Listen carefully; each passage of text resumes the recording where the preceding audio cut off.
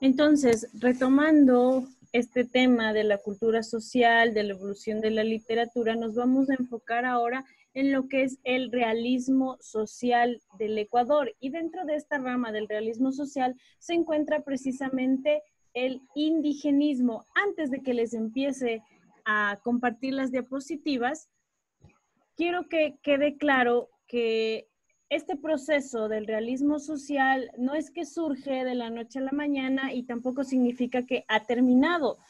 El auge o el momento más importante que tuvo fue en la época republicana, como usted ya pudo ver en el organizador que le compartí la clase anterior, tenemos romanticismo, modernismo y, y el realismo social. Entonces, ahorita vamos a hablar un poquito más del realismo social, del indigenismo, que son lo que nos atañe con los textos que tiene aquí, con los cuentos. Entonces, me confirma por favor cuando ya pueda visualizar la presentación que le tengo aquí.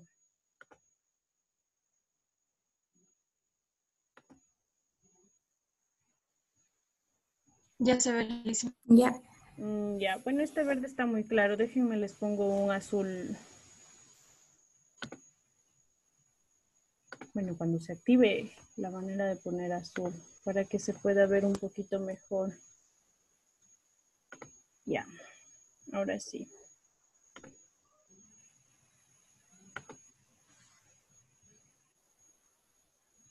Listo, el realismo social en el Ecuador. Empieza con la lectura, por favor, Tiffany. El realismo social es una expresión asociada a una corriente con el propósito de expandir y hacer énfasis a los problemas sociales para sus obras. El realismo literario busca sus temas en la vida cotidiana. Los más frecuentes son la vida en el campo, el trabajo, la juventud burguesa y la guerra. Los escenarios en los que se desarrollan sus historias son lugares cercanos a los lectores, las calles de Quito, los campos y los pueblos costeños, los ríos, lagunas y caseríos de pesca, las haciendas o latifundios serranos, etc. Su característica principal es el indigenismo, es cuando un escritor es ajeno a la realidad del indio, mestizo o negro, pero aún así escribe sobre esto. Ya, gracias. Ahora bien, como les comentaba, el realismo social es un movimiento literario muy latinoamericano. Es algo que no se dio en Europa. Recuerden que yo les había comentado que muchos de los movimientos o características de la literatura nosotros las tomamos de Europa, pero el realismo social conviene hacer algo más original, porque se escribía sobre guerras, dictaduras, manifestaciones, cosas que no habían en Europa. Por favor, todo lo que está en estas diapositivas debe estar escrito en su cuaderno a manera de resumen. Un resumen. Una característica del realismo social era, como dice aquí, enfatizar los problemas sociales y de alguna manera denunciar la injusticia social. Denunciar. ¿Cómo? Escribiendo lo que pasaba, lo que se veía, las costumbres que tenían, cómo trataba el rico al pobre, y de alguna manera que toda la gente se entere de esta injusticia, ya se hacía una denuncia. El realismo social utiliza un lenguaje muy sencillo, muy de pueblo, nada pomposo. Entonces, lo que provoca es que el lector quiera seguir leyendo porque entiende la obra. Y sobre todo otra característica es que utiliza lugares conocidos, lugares frecuentes. Si es que usted lee un cuento, una novela que utiliza las calles de Quito, el centro histórico, los lugares que usted conoce, de alguna manera se siente identificado porque ese lugar ya conoce. Es por eso que se llama realismo social. Una de sus principales características, como ya le dijo, es el indigenismo. Escribir sobre el indígena sin ser uno y enfatizar mucho en los tratos que les daba. Ya, representantes, por favor, continúe con la lectura. Mateo Lagos. Aparece un grupo de jóvenes escritores que Perdón. Ya. Apareció un grupo de jóvenes escritores que formaron lo que se denominó la generación del 30, representantes del realismo social ecuatoriano, en donde los protagonistas y el lenguaje de las narraciones pertenecen al pueblo. Ya, uno de los grupos que más sobresalió dentro del realismo social se conoce como la generación del 30, Grupo de Guayaquil, 5 como un puño. Son 3 nombres para un solo grupo. Necesito que usted me anote. Generación del 30, Grupo de Guayaquil, 5 como un puño. 5 escritores guayaquileños que retrataron de manera cruda y real muchísimas realidades del Ecuador. Por favor, página 210, Alison, lectura.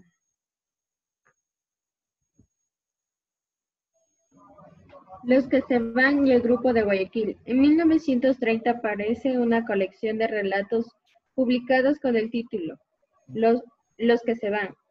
La nueva manera de narrar la realidad en estos relatos significó una ruptura con las formas literarias tradicionales. Estos cuentos del Cholo y del Montubio pertenecían a Joaquín Gallegos Lara, Demetrio Aguilera Malta y Enrique Gil Gilbert. Estos escritores, junto con José de la Cuadra y Alfredo Pareja Díez-Canseco, formaron el Grupo de Guayaquil. La temática de sus novelas recoge distintos temas de la realidad costeña. Los Angurimas, 1934, de la Cuadra, nos representan al hacendado Montubio. Nuestro pan, 1941, de Gil Gilbert. Se refiere a la producción y comercialización del arroz y a los cruces sobre el agua, 1946, de Gallegos Lara. Narra la matanza de los obreros del 15 de noviembre de 1922 y la vida de los barrios pobres de Guayaquil. Gracias. ¿Sigo? No, ahí nomás, gracias. Entonces, por favor, aquí donde tenemos los representantes del realismo social, Nelson Estupiñán Vaz, Jorge Fernández, Pablo Palacio y la generación del 30, quiero que por favor me ponga una obra de cada uno debajo del nombre. La generación del 30 ya tiene aquí con sus obras, es cuestión de copiar del librito. De Nelson Estupiñán, Jorge Fernández, Pablo Palacio, tiene que consultar. Entonces, estamos en representantes del realismo social. ¿Quiénes son, Caroline?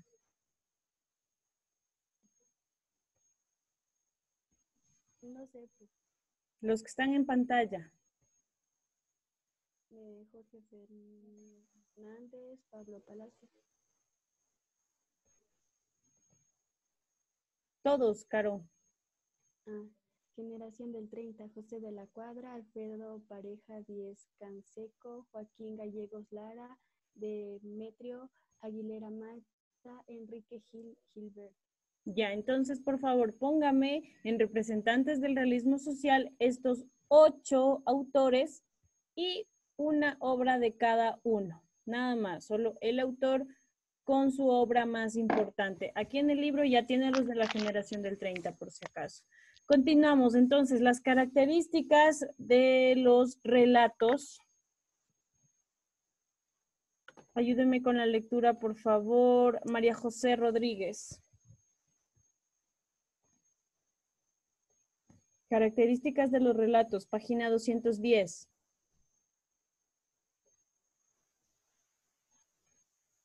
Dayana. Empleo del habla popular costeña sin omitir malas palabras. Tremendismo. Situaciones exageradas, extremistas, asesinatos, violaciones, pactos diabólicos, supersticiones, borracheras, etc. Ambiente rural. Temática, costumbres, creencias, pensamiento. La vida del costeño en general. Conciencia social. Expresada en forma de denuncias y análisis de problemas sociales y políticos. Ya, entonces, en el cuento que tiene usted aquí, página 210, 211, 212, va a leer y va a subrayar, encerrar, pintar las palabras que sean de alguna jerga. En este caso dice que costeña, entonces, palabras que pertenezcan a una jerga, situaciones exageradas. ¿Qué tipo de ambiente es? ¿De qué trata? el cuento, la temática, si es que son creencias, injusticias, etcétera. Y la problemática que se encuentra en el cuento. Esas 5 cosas usted va a identificar de tarea. Va a identificar las características del relato en este cuento, el Guaraguao. Continuamos, por favor, con el indigenismo. Sebastián, lectura de diapositiva. La literatura indigenista es una corriente literaria que trata sobre los indígenas de América Latina y sus problemáticas. La misma se desarrolla a inicios del siglo XX, principalmente en aquellos países americanos donde es mayor la proporción de la población indígena, tales como Perú, Bolivia, Chile, Ecuador, México y América Central. Gracias. Como le decía, el indigenismo es algo propio, muy original de acá de América Latina, porque no es algo que se hablaba en Europa ni ningún otro lugar más que aquí. Aquí es donde hay este tipo de pueblos ancestrales. El indigenismo y la literatura del realismo social como tal se origina a eso de inicios del siglo, en 1920, inicios del siglo XX, 1920, y tiene su apogeo, su momento más importante hasta 1945. Le repito, no es que se terminó y ya nadie habla de eso, no. Todos los géneros se siguen cultivando, se siguen escribiendo, pero en menor cantidad. Ahora bien, por favor no se olvide de realizar el deber. Ayúdeme con la lectura, Alexander.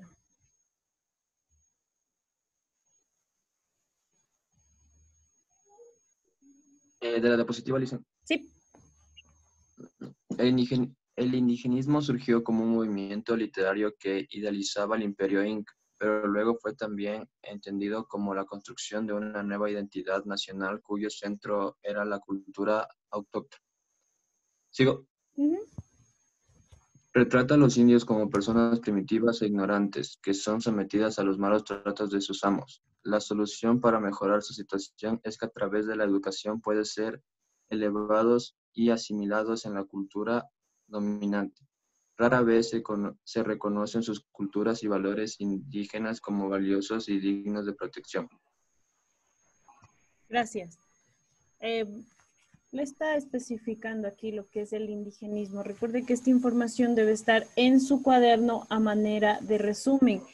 El indigenismo es un movimiento de la realidad, del realismo social, que busca plasmar de manera cruda, súper real, la verdad, lo que está pasando en la sociedad, lo que muchos ignoramos, porque generalmente si yo le digo, escriba por favor un ensayo, me invento, sobre algún problema del mundo, usted me va a poner el aborto, el embarazo en adolescentes, el medio ambiente, pero muy pocos, por no decir nadie, va a utilizar la temática de la pobreza o la injusticia social, la repartición de bienes, el hambre. Entonces, este tipo de realidades que de alguna manera ignoramos, se ven plasmadas y reflejadas en este tipo de literatura. De igual manera, las manifestaciones que se realizaban para que los indios tengan derecho, como ya habíamos hablado.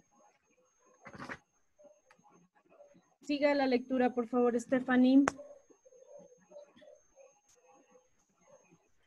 El indigenismo se extendió a otros países latinoamericanos. En el Ecuador su máximo representante fue Pío Jaramillo Alvarado, que en los años 20 publicó El Indio Ecuatoriano. La corriente indigenista fue un momento fundamental en el desarrollo de la identidad de América Andina. Ya, gracias. Con lo que tiene que ver con identidad, le menciono algo. Cuando el Ecuador en 1830 surge, porque antes no se llamaba Ecuador, también surge con ello la identidad ecuatoriana, porque antes de eso no podíamos decir soy ecuatoriano. Era la Gran Colombia y antes la Real Audiencia. Entonces, surge aquí ya la identidad como tal, el ecuatoriano, aunque la diferencia de clases sociales era muy evidente, no se podía ignorar así que convivimos con indígenas, con pueblos ancestrales y de alguna manera dándole importancia a este nivel literario, a estos pueblos, nos damos cuenta que somos hermanos, que nuestra identidad es ser parte de estos pueblos autóctonos, ancestrales. No hay que ignorar que el Ecuador son todos mestizos y se acabó, no, para nada, somos un pueblo lleno de culturas, lleno de movimientos, entonces nuestra identidad parte de reconocer que todos somos hermanos y que existimos y coexistimos aquí. Los representantes, Bruce, lea por favor. Representantes. Ecuador posee un grupo de novelistas cuyas obras fueron influenciadas por corrientes intelectuales indígenas. Claudio Malo González ha señalado que es quizás en el área de la literatura en que en el indigenismo Ecuador ha alcanzado su más alto nivel de expresión. Ya, gracias. Claudio Malo González, historiador. Les comento, el indigenismo no es solo un movimiento literario, es un movimiento cultural, social, incluso político, artístico. Entonces, de todas estas ramas que hay del indigenismo, la literatura es la que ha alcanzado mayor notoriedad a nivel internacional y eso gracias a una de las novelas más importantes de Jorge Icaza, Huasipungo, que trascendió los límites políticos del Ecuador y se leyó en otros países. Ha trascendido también bastantísimo las pinturas, la obra de Guayasamín, que también es indigenista. Entonces, no solo estas artes se cultivaron, sino ya le digo en todo ámbito, incluso político. Usted debe saber que hay movimientos netamente indígenas que buscan reivindicar sus derechos, tener igualdades en sí desde muchísimo tiempo atrás hasta la actualidad. Tenemos aquí una lista de representantes, si me ayuda con la lectura, por favor, Albita.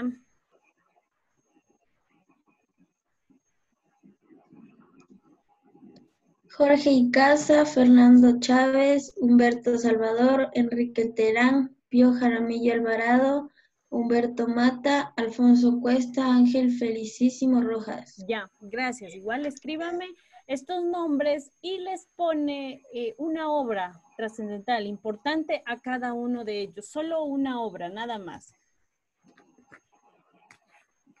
Listo. Ahora bien, les repito, jóvenes, el realismo social y el indigenismo no es que hayan desaparecido. El romanticismo y el modernismo tampoco. Hay muchos escritores que aún tienen estos ideales para escribir y lo hacen, pero no en gran cantidad, no están en auge ni es una moda, por así decirse.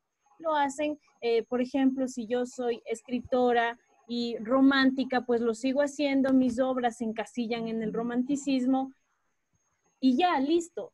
Ahora, lo que atañe es que estamos en la literatura contemporánea. ¿Cuál era el movimiento literario por excelencia de la literatura contemporánea, Dayana? ¿Puede repetir, Lisan, por favor?